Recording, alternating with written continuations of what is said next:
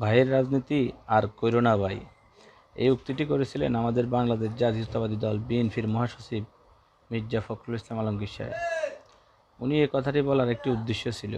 উদ্দেশ্য হচ্ছে আমরা যেভাবে অমুক ভাই তমুক ভাই বলে চিৎকার করতে করতে গলা ফাটিয়ে ফেলি, এটা যাতে আমরা না করি।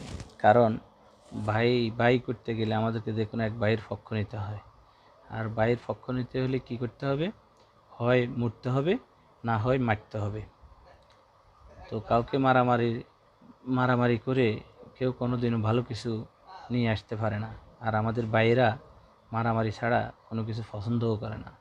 ভাইদের কাছে যে লোকটি বেশি মারামারি করতে পারবে, সেই তত বেশি ভালো, সেই তত বেশি অ্যাক্টিভ।